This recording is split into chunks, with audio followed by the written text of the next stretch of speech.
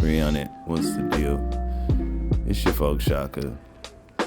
I wanted to share my thoughts with y'all real quick. So I wanted to talk about a little discussion that I seen in the comment section over on the Nia Long and Jeezy video. I thought it was a good backdrop to share a greater message. If you have not checked out the Nia Long and Jeezy video, I suggest that you check it out. All right. It's a lot of good information in there. And if you have been following that whole situation with Nia Long and Jeezy, you'll discover that there are a lot of perspectives and angles in that video that, you just didn't see anywhere else. So I suggest that you check it out. But over there was a little dialogue in the comment section. You had one individual pulling up, kind of like speaking on and giving a checklist of, what they got out of the video. One of the points that they made was, mental health is an issue in the so-called black community. However, it's based on kind of like what they were saying, it's a little harder to address, considering that, we don't have the resources and such things, all right, that we used to. And, someone pulled up and they pretty much acknowledged the opinion. They agreed with it, but they also said that, when you take into account the amount of information and tools, all right, social tools, economic tools, etc., that black people oftentimes leave on the table in exchange for, things that are not constructive or yielding any results at all. You know what I'm saying? It's like night and day. So it's a little hard to suggest and say what I was taking from what they were saying, that we are having such a struggle when you kind of look up and so-called black people are not really, entertaining a lot of what is out there, and I agree. I agree on both sides, but I do agree that we have lost a lot, okay? Especially with the decision that we made with the 60s. However, when it comes into micro communities and cultures, we haven't lost to the point we can't pick up what we have, all right, and use it to help us be a better group of people tomorrow. Because, just the truth of the matter is, culturally, in my opinion, most groups of people, all right, they handle a lot of that stuff within their circles, all right? And I could be wrong about this, but I believe here in the West, I believe so-called white and black people, they go to see, all of these outside outlets more than any other group of people, all right?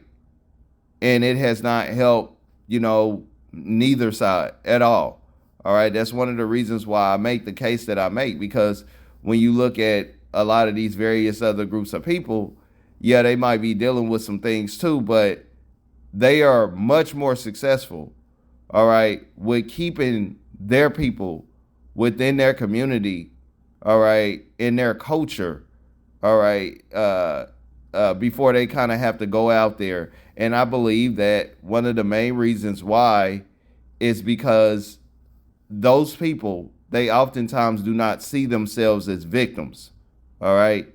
And that is a number one problem with so-called black people. Black people collectively, black integrationists, they see themselves as a victim. Even most of the so-called black folks that say that they don't, when you kind of listen to their conversation and their reaction to various different things, yeah, they're saying that they're a victim. And the truth of the matter is, when you have the eyes and perspective of a victim, there are going to be a whole lot of tools that you're simply not going to see, all right? And another thing on the flip side of that, what oftentimes gives these other groups of people a serious advantage over so-called black people is they're not seeing things as a victim, so they oftentimes see the tools that are left for you that you don't see or you're ignoring, all right, because of your feelings or something low tier or something like that, and they're picking them up and using them, all right, to have an advantage over you.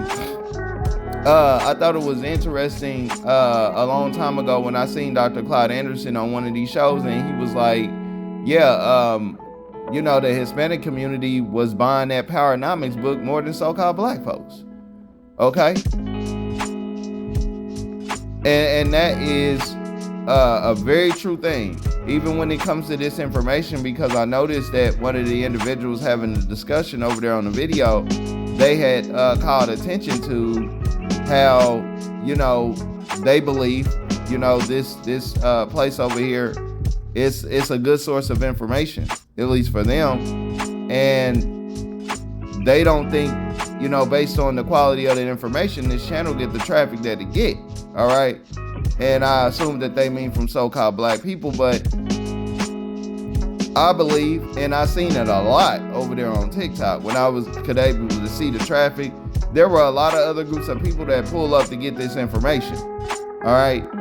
And the difference is they don't pull up to be prepared to have an offense to it or whatever. They're trying to find out what they can get so that they can use it and take it back to their peoples. Okay. And it's really not enough of that goes on in the so-called black community for a number of reasons. But the top two is, number one, so-called black people, all right, are very emotionally irresponsible, okay? They don't understand it's a time and a place, okay? Again, when they had a perspective of a victim, you could be sitting up giving somebody some of the most best constructive criticism that they've ever heard that they can actually pick up and use, but they're looking at it like you're judging them, okay? All right? And that's just how a lot of so-called black people are, or you're not acknowledging their feelings or whatever. And then one of the other reasons is, the truth of the matter is, most so-called black people are black integrationists, and they struggle with, receiving wisdom, direction, and things like that from another so-called black person. That's how they're set up. And a good example that you can go off of is,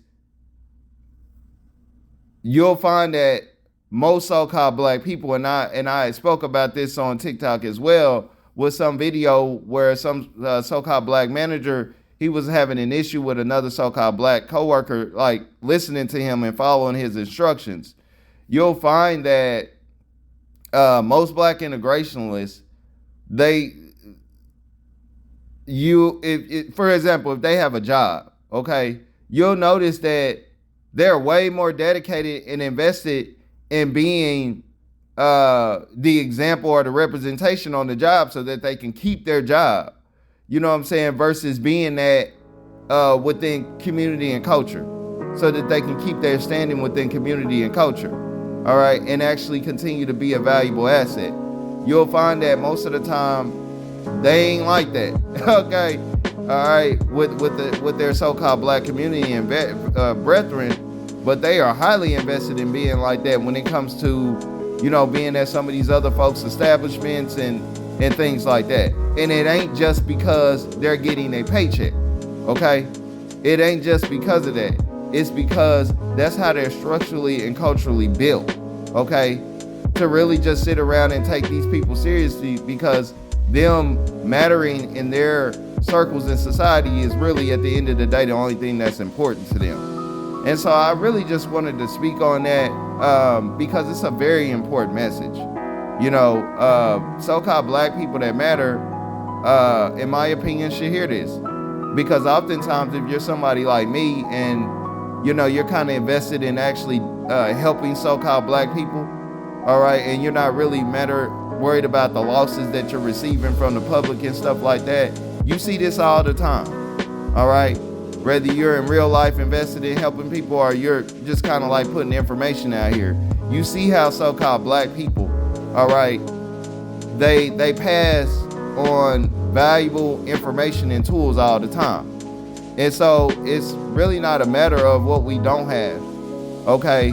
It's the fact that we don't acknowledge and value what we do have to get more of what we don't have that will help us be a better people tomorrow on out to the world. It's 300.